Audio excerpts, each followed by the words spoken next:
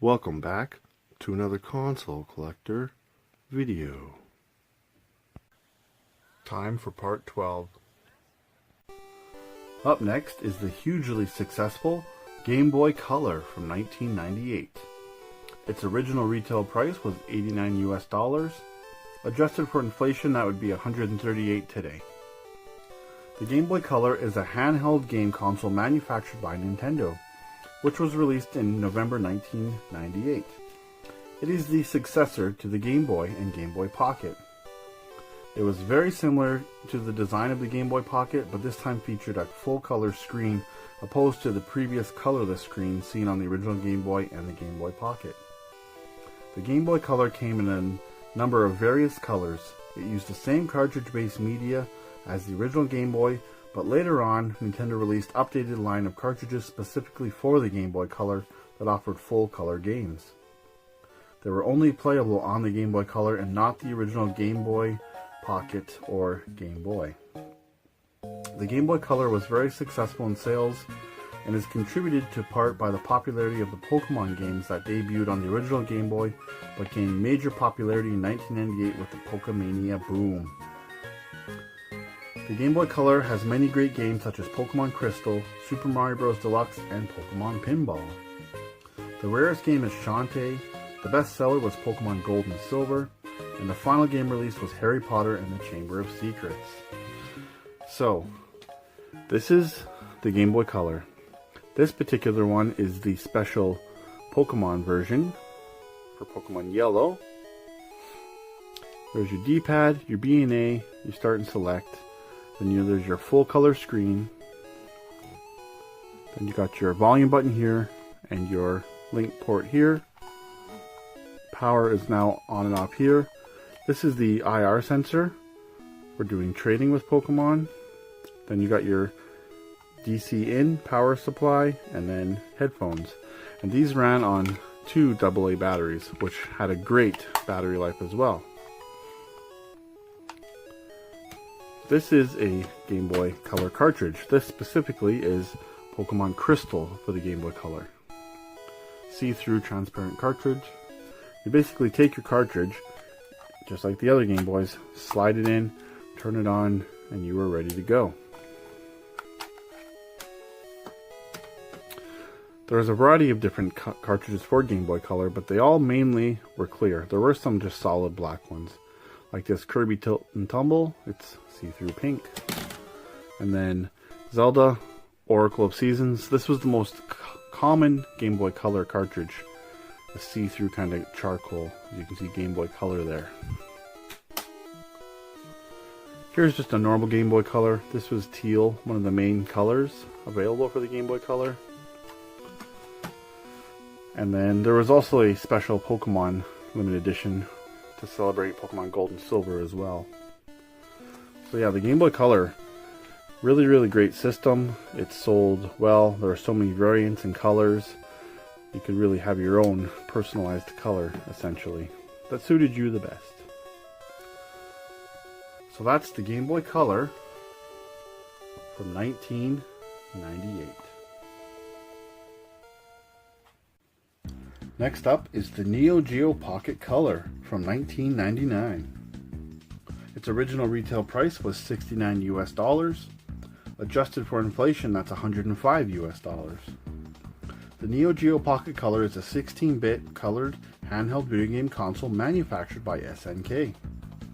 The Geo Pocket Color was released in August 1999 in North America, entering a market dominated by Nintendo.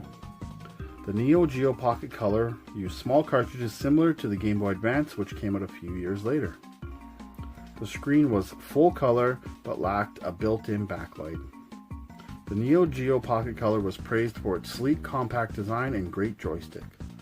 The Geo Pocket Color had a short life and was discontinued in mid-2001, shortly after SNK was sold.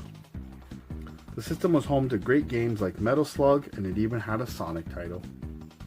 Its rarest game is Pocket Reverse. The final game released was Metal Slug Second Mission. So this is the Geo Pocket Color. Nice big screen. You got your speaker here, your A and B action buttons, options, power, and then here's the joystick that is so highly praised. Great responsive joystick, very satisfying. On the bottom, you got the volume, then your headphone, and then your power in. On top, you got the expansion port, and then the cartridge slot. And you would take your cartridge, slide it in, like so. You're ready to go. The new Geo Pocket Color ran on 2 AA batteries. This thing had a significantly better battery life than some of its competitors. So this is the Neo Geo Pocket Color cartridge. This is the Sonic Pocket Adventure game. It's got some nice SNK branding there. Decent little cartridge. So, short and sweet, that is the Neo Geo Pocket Color from 1999. Here we have the popular Japanese exclusive handheld, the Wonderswan, from 1999. Its original retail price was $60 or 6,800 yen. Adjusted for inflation, that's $91. The Wonderswan is a Japanese exclusive handheld game console released in Japan by Bandai in 1999. The Wonderswan is a 16-bit console that took advantage of low price point and long battery life in comparison to its competition, Nintendo's Game Boy Color and SNK's Neo Geo Pocket Color. Later improvements took advantage of quality upgrades to the handheld screen and added color. Just like its competitors, the Wonderswan did not have a backlit screen. The console used small cartridges similar to the Game Boy Advance and Gamecom. The Wonderswan is playable both vertically and horizontally, similar to the Atari Lynx, and features a unique library of games including numerous first-party titles based on licenses and anime properties, as well as significant third-party support from Square, Namco, and Taito. The Wonderswan and its 2 later models, the Wonderswan Color, which you see here, and the Swan Crystal, were officially supported until being discontinued by Bandai in 2003. During its lifespan, no variation of the Wonderswan was ever released outside of Japan. This model here is the limited edition Final Fantasy Wonderswan Color. So here it is. As you can see, it can be played just like the Atari Lynx, whether you're left or right-handed. So you got your directional pads here. They also work as action buttons, as well as a B and A button. Got sound, start, and power. You can see this is a Wonderswan Color.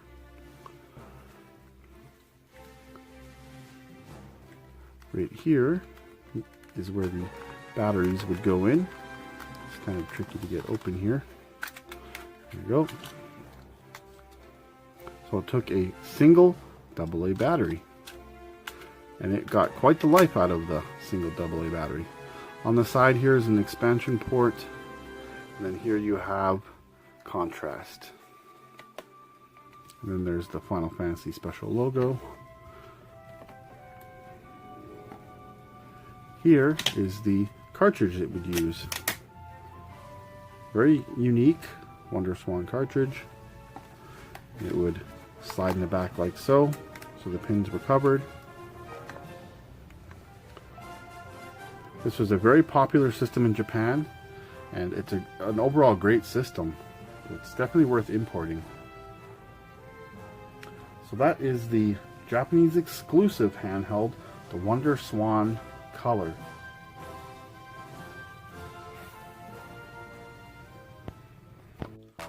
Up next is the mighty Game Boy Advance from 2001. Its original retail price was $99 US. Adjusted for inflation, that's $142.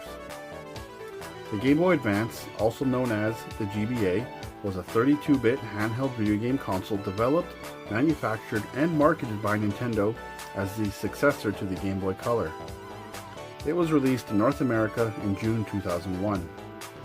The original GBA featured a non-backlit full-color screen. It had all new game cartridges with games similar to the Super Nintendo quality graphics.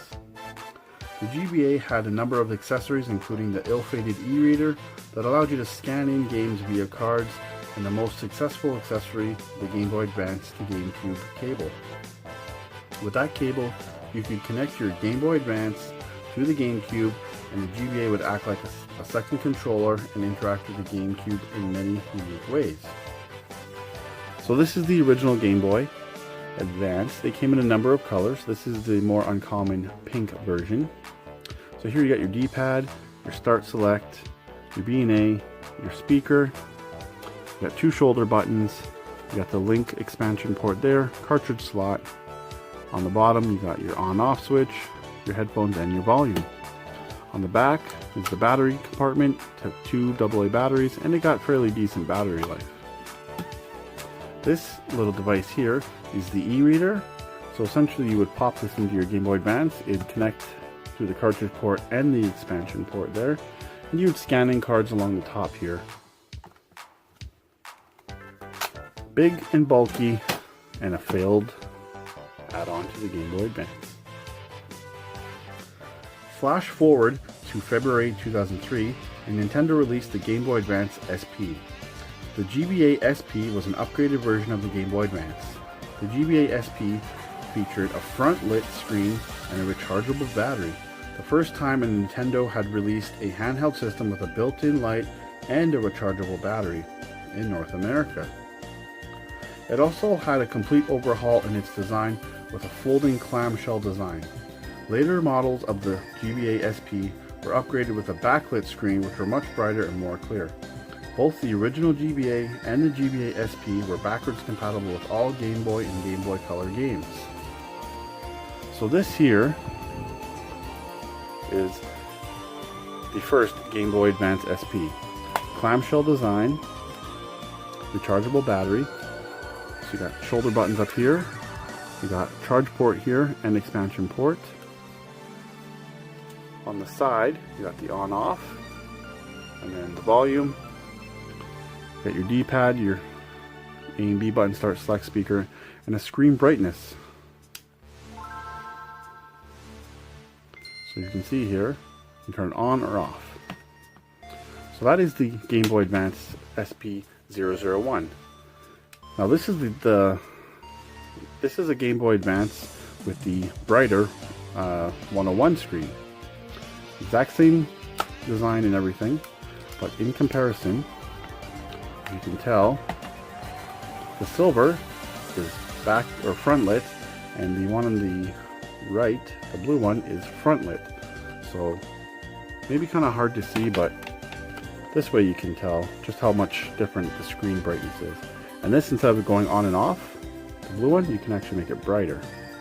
So on full brightness, you can really see a difference.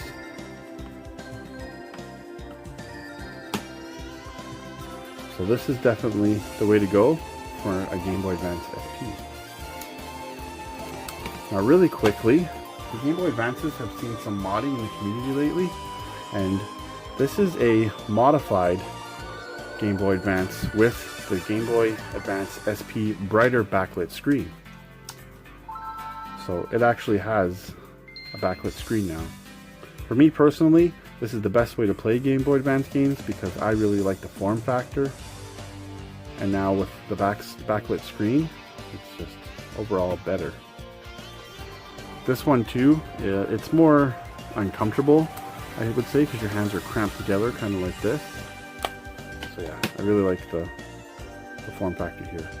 Now I also got a custom-made battery for this. So this modified GBA has a rechargeable battery, as well as the backlit screen.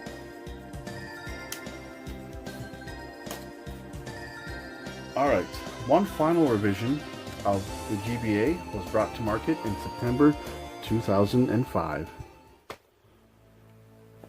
The Game Boy Micro. It was a super small GBA with a backlit screen and rechargeable battery, much like the GBA SP.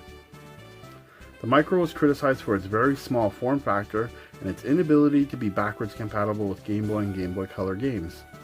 The screen also faced criticism despite the backlight. It was just too small and hard to play a lot of titles. So this is the Game Boy Advance Micro. it's very small. This D-pad's the size of my thumb. You got your B and A buttons, you got your tiny little speaker, you still got your shoulder buttons here.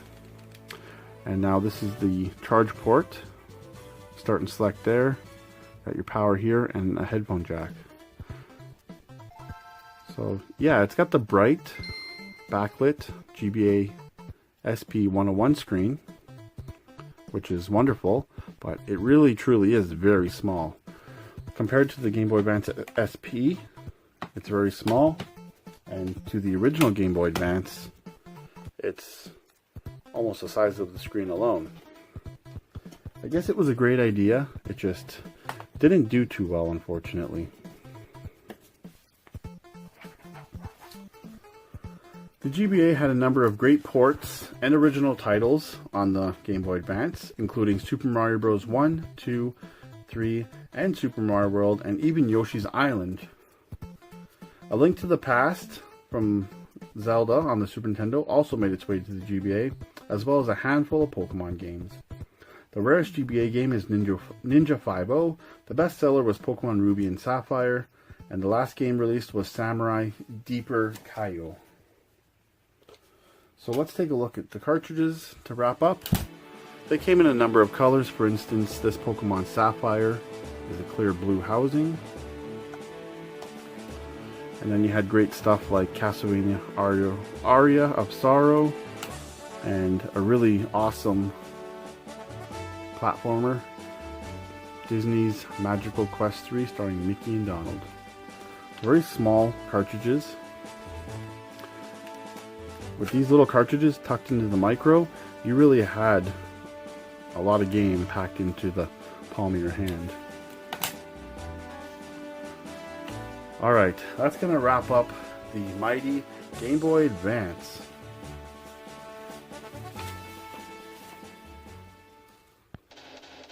Up next, we have the Nokia Ngage from 2003. The original retail price was $299 US. Adjusted for inflation, that's $413 US. The Nokia Ngage is a PDA combining features of a telephone and a handheld game system developed by Nokia and released in October 2003. The Ngage attempted to lure gamers away from the Game Boy Advance by including telephone functionality alongside being marketed as a handheld game console. This was unsuccessful, partly because of the buttons.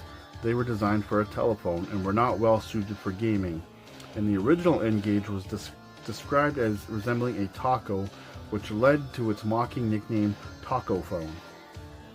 The Ngage used special SD cards for media for game storage. The original model of the Ngage required the system to be taken apart and the battery removed just to change the game cartridge. Nokia introduced the Ngage QD in 2004, which is the version you're looking at here, as a redesign of the original classic Ngage, fixing widely criticized issues and design problems, including making game-changing possible without battery removal. However, the new model was unable to make an impact. With only 2 million units sold in its 2 years, the Ngage and its QD model were a commercial failure, unable to challenge their Nintendo rival. The Ngage was discontinued in November 2005, with Nokia moving its gaming capabilities onto selected Series 60 smartphones. This was announced as the Ngage platform, or the Ngage 2.0 in 2007, carrying on the Ngage name. Some notable titles on the console were Call of Duty, Tony Hawk Pro Skater, and Bomberman. So this is the Ngage QD. It's the smaller version of the Ngage. So you got your D-pad, and you got a series of number buttons here, which again, this was a phone first and a handheld second. Very awkward to play games on, I can speak from experience. On the back here, you just got your access to your battery port, and the game cartridge slot is right here. And this is what the game cartridges look like. Literally small little SD card style game cartridges. It did come with this handy strap. So yeah, not a very good handheld console. The Game Boy Advance was definitely a better system. Nonetheless, good try, Nokia. So that's going to wrap up the Nokia Ngage. Alright, that's it for part 12.